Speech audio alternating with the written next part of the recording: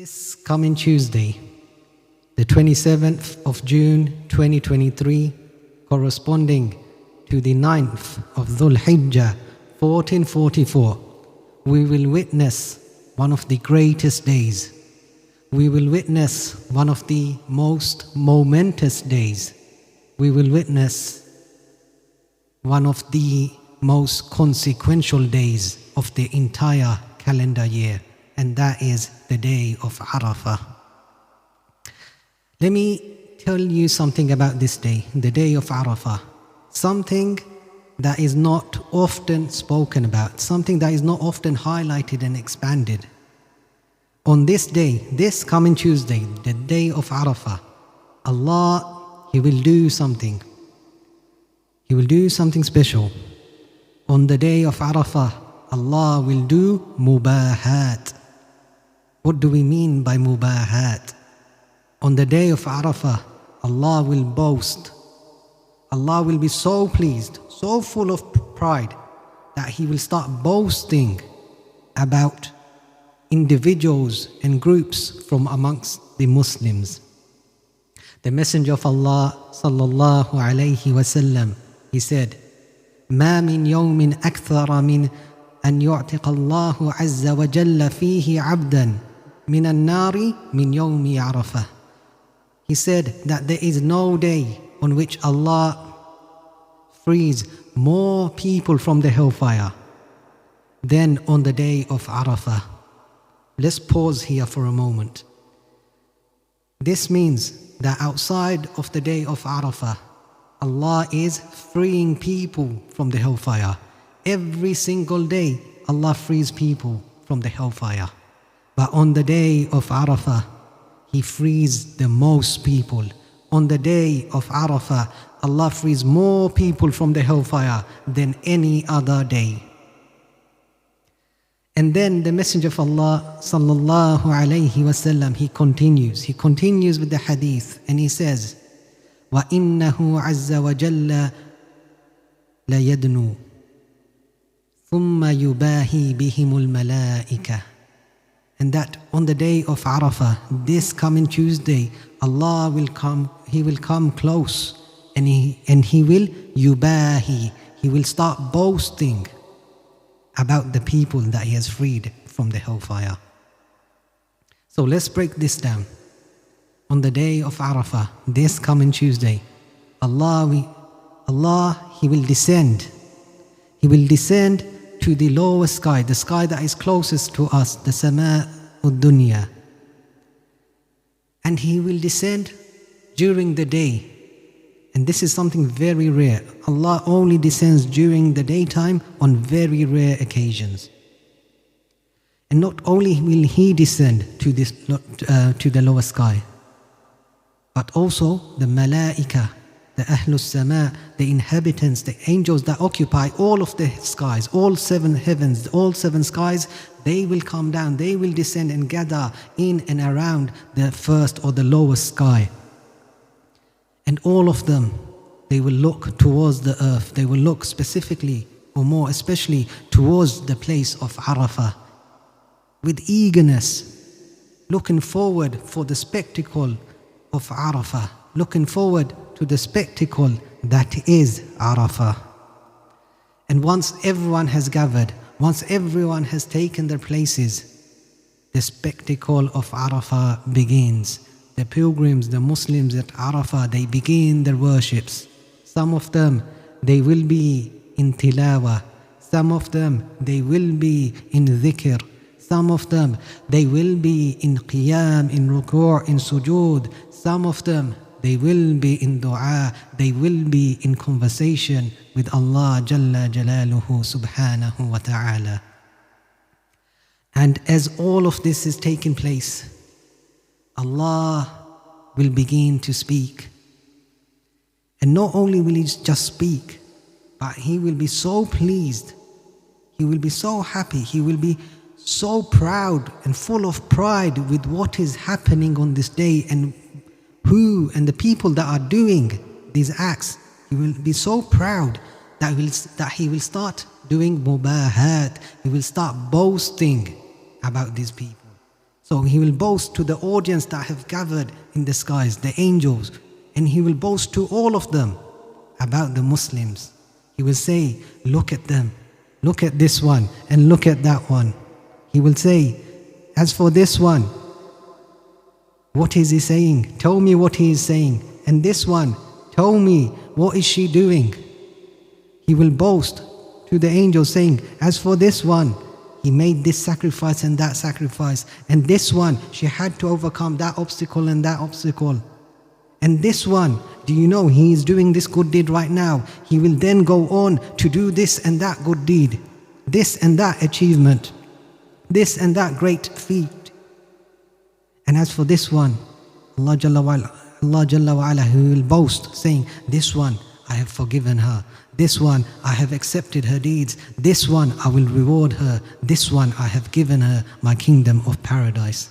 So Allah will boast, and He will boast in different ways. Those of you who know some Arabic, if you look at the hadith literature, you will see that Allah Jalla wa Ala, He expresses His mubahat, His boasting in different ways. So sometimes He says to His angels, boasting, كَيْفَ تَرَكْتُمْ عِبَادِي. Sometimes He boasts to His angels, saying, مَا أَرَادَ هَؤُلَاء. Sometimes He boasts to His angels, saying, انظروا إلى عبادي أتوني شعثا غبرا ضاحين من كل فج عميق. Sometimes He boasts to His angels, saying, انظروا إلى عبادي قد قضوا فريضة وهم ينتظرون أخرى. Sometimes He boasts to His angels, saying, قد غفرت لهم فأعطيتهم ما سألوا وأجرتهم مما استجاروا. And sometimes He boasts, saying, وله غفرت هم القوم لا يشقى بهم جليسهم.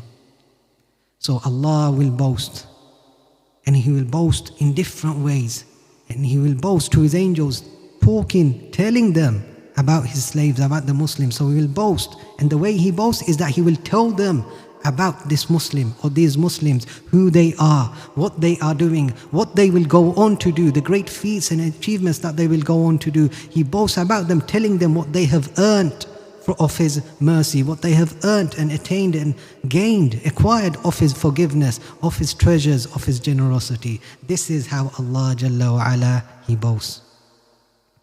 And when Allah boasts, it means something. It means there is a consequence. There is something that results from His boasting. As Ibn Abdul Barr, he says, وَهَذَا يَدُلُّ عَلَىٰ أنهم مغفور لهم لأنه سبحانه وتعالى لا يباهي بأهل الخطايا والذنوب إلا من بعد التوبة والغفران. That when Allah boasts about someone, it means that He has forgiven them. When Allah boasts about someone, it means He has forgiven them, because Allah does not boast about people, about sinners, until they have repented, until they have earned or His forgiveness, until He has forgiven them. So when Allah boasts, it means He is forgiving you. When Allah boasts about you, it means He is giving you. When Allah boasts about you, it means He is pleased with you. When Allah boasts about you, it means He has accepted your amal, your hasanat, your ibadat. When Allah boasts about you, it means you are at the doors of His paradise. He is giving you His paradise, subhanahu wa ta'ala. Now the question is, the mubahat of Allah, this boasting that He does, subhanahu wa ta'ala, on the day of Arafah, is it limited to Ahlu Arafah? Is it limited to the Muslims, to the pilgrims that are observing Arafah, that are at the place of Arafah, i.e. the Hujjaj? Is it limited to them? Some of the scholars say, no. Rather, the virtue of Arafah is expanded, is extended to Ahlul Ard, to the people of this earth. So you and I, we have that opportunity to be amongst those who Allah makes mubahat of, to be amongst those who Allah boasts. So, what can we do this coming Tuesday, the day of Arafah, to be amongst those who are coming close, who may become eligible for the mubahat of Allah? What type of hasanat, what type of ibadat should we engage in on this day? I will mention 5. Number 1, fast. Fast the day of Arafah. The Messenger of Allah sallallahu alayhi wasallam, he said that the one who fasts on this day, يُكَفِّرُ السَّنَةَ الْمَاضِيَةَ وَالْبَاقِيَةَ, that Allah will forgive him for 2 years, the previous year and the upcoming year. So he will be given 2 years worth of sins. And let's pause on this for a moment. If you reflect on this, then you will realize that Allah has different types of forgiveness. Or let me rephrase that, Allah, He forgives in different ways. So sometimes Allah subhanahu wa ta'ala, He forgives a specific sin. Sometimes He forgives a group of sins. Sometimes He forgives all sins. Sometimes He Jalla wa ala, He forgives sins in terms of a time period, like in this hadith, 2 years. Sometimes He forgives the past, and sometimes He even forgives the future, again, like in this hadith. And sometimes He forgives all of the future, like which was the case for Ahlul Badr, the people of Badr. Allah had forgiven them entirely, an eternal type of forgiveness, that no matter what they did, they were forgiven. So that's the first ibadah, the first hasana that you should engage in, and that is fast during the day of Arafah. The second is sadaqah. Make sure that the day doesn't end without you giving sadaqah. Number 3, sadaqah meaning donate, give to charity. Number 3 is dhikr, tilawah. Make sure you are making dhikr and tilawah on this day more than what you did in the previous days. And make sure that you attend the gatherings of dhikr, the gatherings of wahi, like the masajid when they are praying salah in jama'ah. In fact, if you can, attend the masjid and stay there for the entire day, as this was the practice of some of our salaf. In fact, if you even have to take a day off, if there is any day that you should take off, it is the day of Arafah. Spend the entire day in the masjid making ibadat, doing hasanat. And number 4, yes, the fourth ibadah, the fourth hasana that you should do is remind each other, motivate each other, encourage each other about Allah, about Al-Akhirah, inspire each other so that they are encouraged to bond with Allah, so they are encouraged, they have more of a yearning for Al-Akhirah, the peak of Al-Akhirah, the peak of the hereafter. Share reminders, don't drag people down. Build them up, push them, encourage them, motivate them. And I'll mention to you the story of Ibn Rawaha, Abdullah ibn Rawaha radiyallahu ta'ala anh. He was a Sahabi. And he had this habit, this practice where he would, whenever he would come across a friend of his or an acquaintance, he would say to them, Ta'al, nu'minu bi rabbina sa'a. He would say, come, let us believe in Allah for an hour.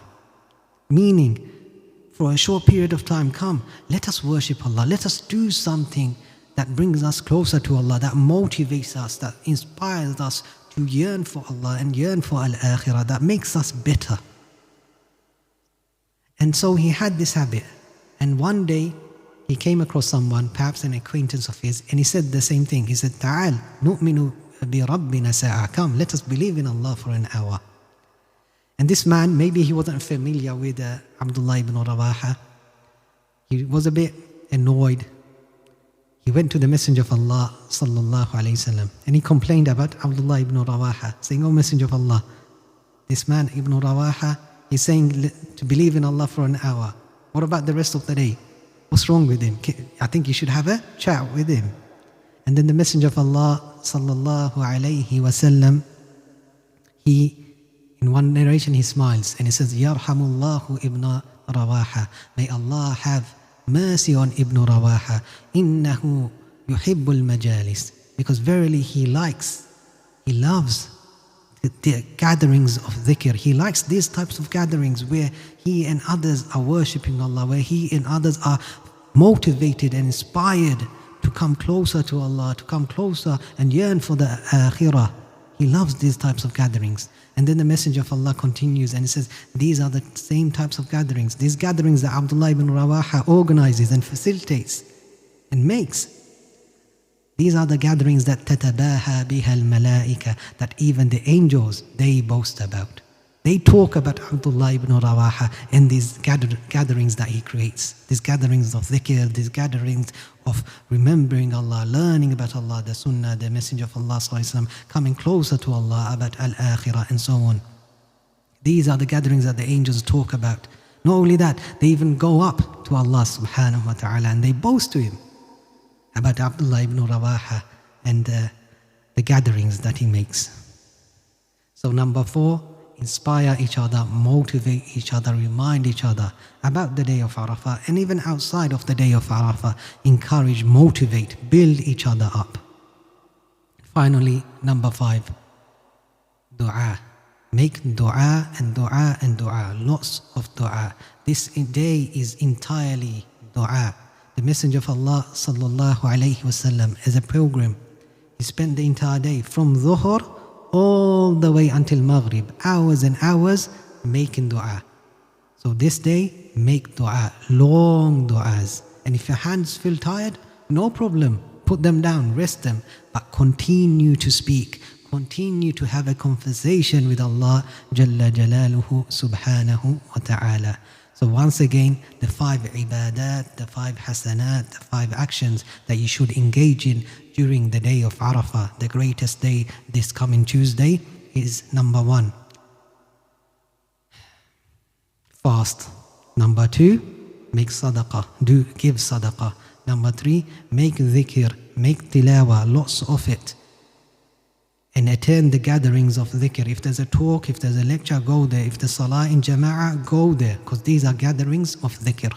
Number 4, remind each other, motivate each other, encourage each other about Allah, about the Messenger, and towards hasanat, towards doing good deeds.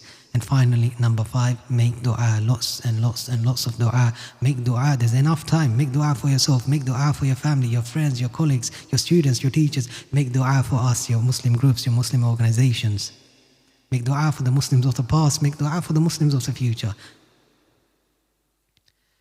These are the actions of mubahat. These are the actions that will earn you, that will bring you closer to the mubahat of Allah, to Allah boasting about you.